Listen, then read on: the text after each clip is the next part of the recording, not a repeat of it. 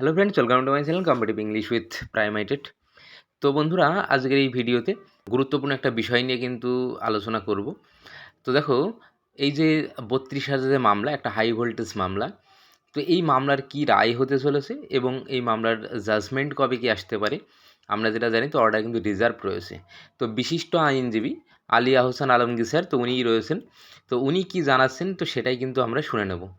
তো চলো আমরা ওনার মুখ থেকে শুনে নিই যে 32,000 মামলা রায় কবে কি আসতে পারে এবং উনি যে গতি প্রকৃতি বুঝেছেন তো সেটাতে 32,000 মামলা রায় কি হতে পারে। চলো শুনে নিই। আর এই ধরনের ভিডিও পেতে অবশ্যই আমাদের চ্যানেলের সঙ্গে যুক্ত থাকবে। ধন্যবাদ।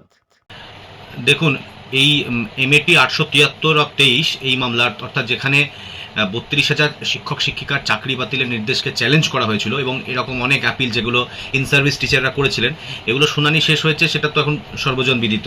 কিন্তু এখন ব্যাপার হচ্ছে যে এটা কি হতে পারে, এই প্রশ্নের উত্তর আমরা আইনজীবীরা তো দিতে পারি না, তাহলে এটা ভবিষ্যৎবাণী করা হয়ে যাচ্ছে। আমরা তবে একটা প্রেডিকশন, যেটা শুনানি সাবস্টেন্স থেকে যেটা মনে হয়েছে, সেই একটা ধারণা দিতে পারি মাত্র, ভবিষ্যৎবাণী করে দিতে পারবো না যে এইটাই হতে চলেছে।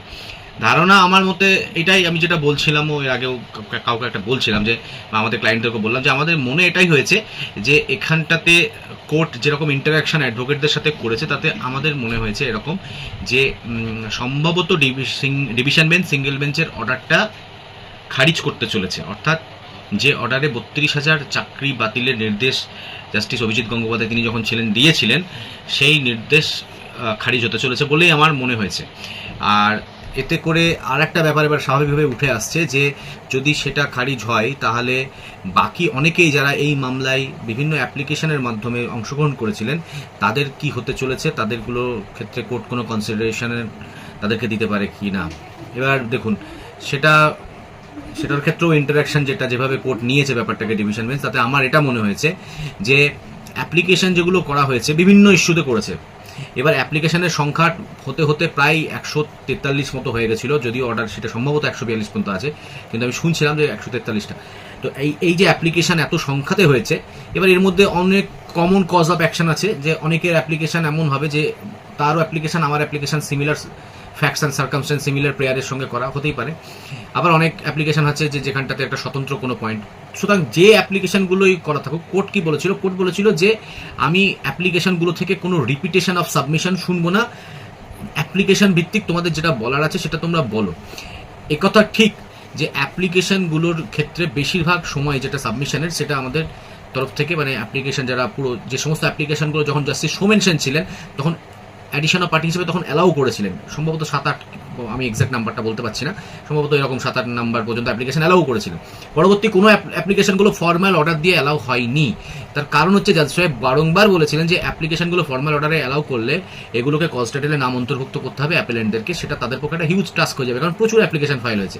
তাতে মামলা তাড়াতাড়ি শেষ করতে চাইছেন শুনানি, ওরা যেটা চাইছেন ডিভিশন বেঞ্চ, সেটা সম্ভবপর হবে না। বা যদি ডিপার্টমেন্টকেও ডাইরেকশন দেয় যে তোমরা এই নামগুলোকে ইনক্লুড করো পার্টিস হিসেবে এই অ্যাপেলেন্টের মেমো পাঠিয়ে, সেটাও তাদের পক্ষে সম্ভব হবে না। সুতরাং সেই জায়গা থেকে দাঁড়িয়ে কোর্ট ফর্মাল অর্ডারে অ্যাপ্লিকেশন অ্যালাউ না করে বলেছিল আমি প্রত্যেকটা অ্যাপ্লিকেশনকে কনসিডার করবো, সাবমিশন শুনবো, কিন্তু কোনো রিপিটেশন শুনবো না। এবার সেই অ্যাপ্লিকেশনগুলোর উপর বেশিরভাগ ক্ষেত্রে যেটা 2-3 দিন ধরে কন্টিনিউ সাবমিশন স্যার আমাদের করেছেন, বিকাশ রঞ্জন ভট্টাচার্য স্যার করেছেন। এবার তার বাইরে উনার করার পরে যে পয়েন্টগুলো বেঁচে গেছে, সেগুলো সবাই ইন্ডিভিজুয়াল তার মতো করে সাবমিশন করেছেন। এবার এখানটাতে আমার যেটা মনে হয়েছে, আমার যে পয়েন্টে যেমন আমরা অ্যাপ্লিকেশন করা ছিল, কোর্ট বারংবার জানতে চাইছে যে তোমাদের কোনো সিঙ্গেল বেঞ্চে রিট পিটিশন করা আছে কি না। এবার এই সিঙ্গেল বেঞ্চে রিট পিটিশনের ক্ষেত্রে আমরা বলেছি আমাদের করা আছে, সেই সমস্ত নাম্বারগুলো কোর্ট চেয়েছে। এবার সেই নাম্বারগুলো যখন কোর্ট চাইছে, তখন স্বাভাবিকভাবে আমার মনে হয়েছে কোর্ট এই রিট পিটিশনগুলোর ওপরে কোর্ট কোনো একটা অর্ডার দিতে পারে, যে অর্ডারটা আমার মনে হয় কোর্ট এগুলোর প্রত্যেকটা রিট পিটিশনের যে নিজস্ব কজ অফ অ্যাকশন আছে, সেইগুলোর ভিত্তিতে দ্রুত শুনানির নির্দেশ হয়তো দিতে পারে। অর্থাৎ কি না, এইখানে আমি বেশি স্কোর করেছি, আমাকে চাকরি দেওয়া হোক বলে যেটা আমরা চাইছিলাম আর কি, সেই জিনিসটার সম্ভবত হয়তো নাও হতে পারে। এটা আমার একেবারেই নিজস্ব ব্যক্তিগত যেটা আমার ধারণা তৈরি হয়েছে হিয়ারিং অবজার্ভ করে, সেটা বললাম আমি। এটা আমি কোনো ভবিষ্যৎবাণী অবশ্যই করছি না। আর মামলার তো আমি বললামই, আমার আগাগোড়াই মনে হচ্ছিল যে এই মামলাতে এসএসসির সঙ্গে একটা কম্পেয়ার করা যে ব্যাপারটা চলে আসছিল, সেখানে ডিভিশন বেঞ্চ কোনো একটা পার্থক্য করার চেষ্টা করছিল, যে এটা এসএসসির সাথে নয়, প্লাস যারা অ্যাপিলেন্ট তাদের তরফে ওটা বারংবার করা হচ্ছিল। এমনকি শেষ দিনকার শুনানিতেও যখন বিভিন্ন ইস্যু উঠে উঠলো, তখনও অ্যাপিলেন্টরা চেষ্টা করলেন যে এসএসসির সঙ্গে, এসএসসি 26,000 চাকরি বাতিলের সঙ্গে এটা ডিস্টিংগুইশ করার। সুতরাং স্বাভাবিকভাবেই এটা আমার মনে হচ্ছে যেটা যে এটা বাতিল হবে না, সিঙ্গেল বেঞ্চের অর্ডারটা সেট অ্যাসাইড হবে, আর ক্যানগুলোর জন্য ওরকমটা কিছু হতে চলেছে এরকমটা আমার মনে হলো। তবে আগামীতে অর্ডার এলে আরও পরিষ্কার হবে।